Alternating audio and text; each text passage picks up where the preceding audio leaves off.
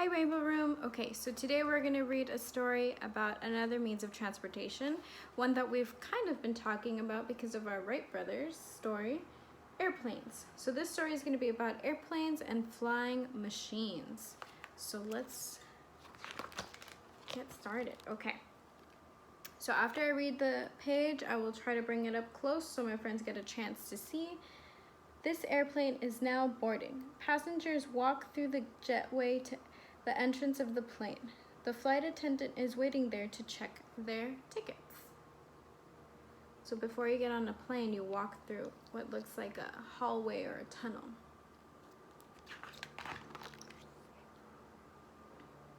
The cockpit is at the front of the plane. The captain and the co-pilot sit in the cockpit.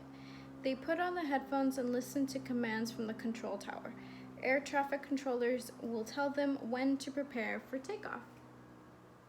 So this is what a cockpit looks like, right at the front of the airplane. The pilot sits there and the co-pilot sits there. These are all of the buttons and controls that they have to manage. Very similar to a spaceship. This airplane is more than 230 feet long. Hundreds of people can fit inside. They will travel far across the ocean in only a few hours. So this plane is 230 feet long. Two powerful jet engines and sleek metal wings help the plane fly high above clouds.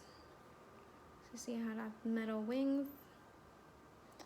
The co-pilot, the flight attendant, and the captain. Here it shows you what the pilot looks like, the captain, and then the flight attendant, and then the co-pilot.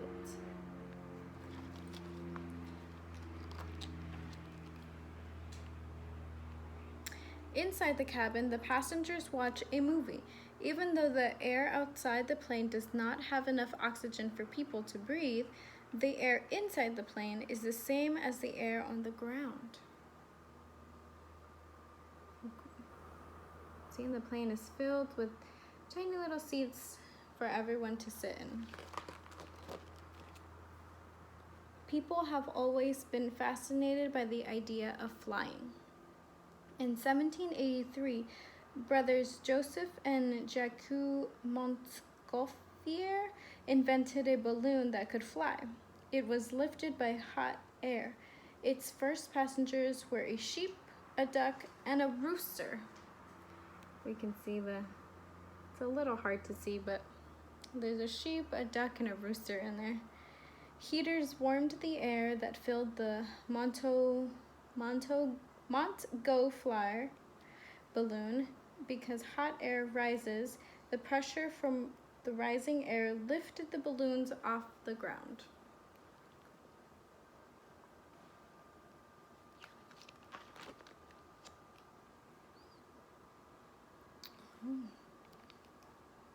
Because you couldn't steer a hot air balloon, no one could predict where it would land. This balloon dirigible was the first hot air balloon that could be steered.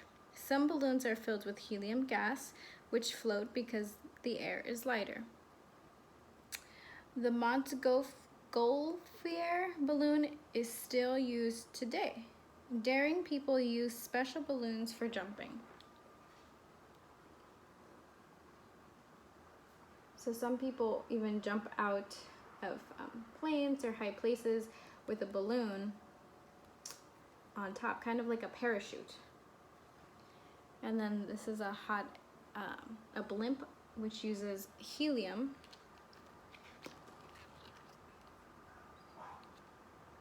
Wilbur and Orville Wright built the first airplane that flew successfully. Their first flight was on December 17th of 1903 near Kitty Hawk, North Carolina. Some early flyers made wings of cloth and wood and tried to glide through the air like birds. It didn't work. So we've read that many other inventors were trying to create wings for humans so they can fly, and it took many, many, many years. This pilot had to pedal hard to keep the wings of the airplane flapping. Oh, look. So he had to keep pedaling and pedaling and pedaling, or else it would fall. And you get tired at some point, and when you need a break, it'll just come crashing down. His plane flew 600 feet before it crashed. World War I was the first war to be fought in part in the sky with fighter planes. In 1927, Charles A. Lindbergh flew his airplane, the Spirit of St. Louis, across the Atlantic Ocean. You see, it's starting to look more like the planes that we see today. Planes of the early 1900s had only motors and propellers. The first man to fly across the open sea was Louis Blériot.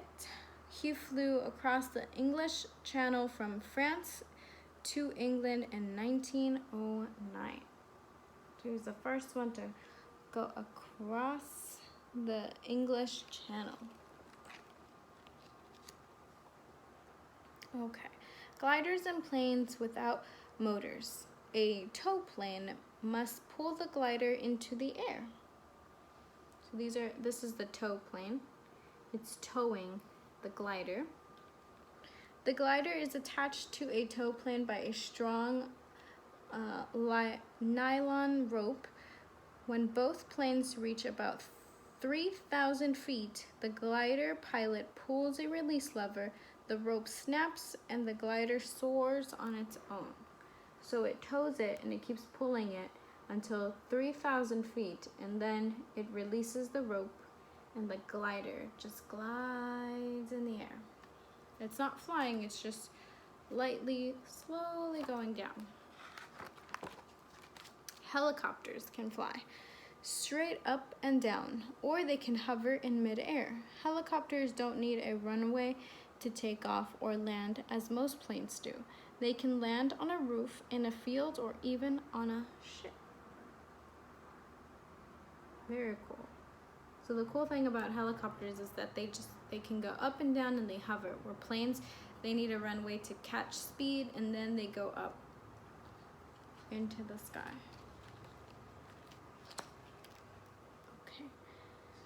These planes are very helpful. The cargo plane carries trucks, cars, and boats over land and sea. This is a cargo plane. Firefighters fill the tanks of their planes with water, then empty them over the burning flames of a forest. A helicopter sprays a farmer's orchids. So planes do multiple jobs. As firefighters use airplanes, they scoop up water near a lake, and then they dump the water over fire forests, and then this helicopter is being used to water a field of orchids.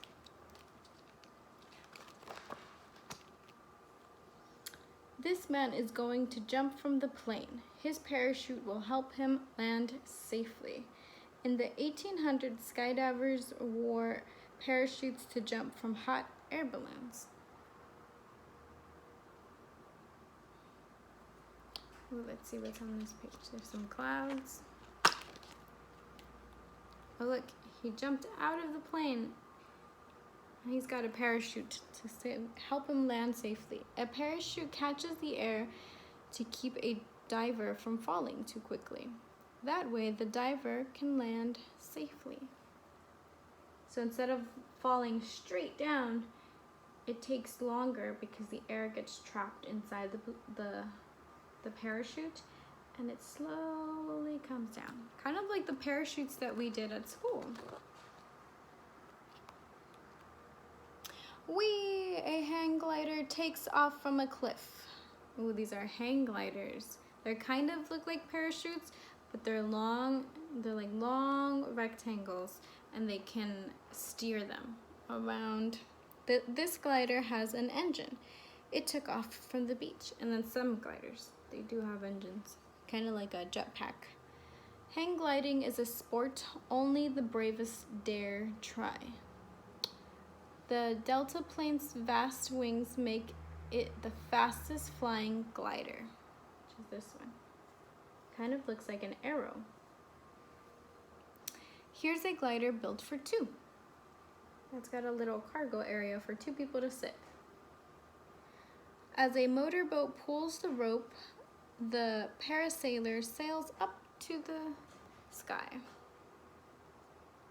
So just like the tow plane was pulling the glider, these get pulled by a boat. Oh, here we can see the string, and they get pulled by a boat over the ocean. The Explorer plane can land on water, snow, and land. So it can land either on water. It's got the bottom that lets it land on water. It can also land on snow safely without slipping and sliding. And it can also land on regular ground, on land. The Explorer can carry 5 passengers comfortably along with a motorcycle and a raft. Whoa, so it can also carry quite a few things. Some model airplanes are powered only by a rubber band. Which would you like to fly? Look. What a long tail this high-flying kite has. It's easy to make a paper airplane. Take a square piece of paper, follow the pictures to fold the paper, and make your own flying airplane. Oh, look, it shows us how to make an airplane. So you get a square paper first, fold it in half, then make a triangle, and then you lift this part up, I believe. And it makes an airplane, paper airplane. And then they've got a kite, just like the ones we worked on. And then sometimes they make planes out of clothespins and rubber bands. Maybe we can make one of those. All right, friends, that's our story for airplanes. I hope my friends enjoyed it. If you have any questions, you can ask either Teacher Peter and I in our Zoom meetings, or send us a video with your questions. Okay, friends.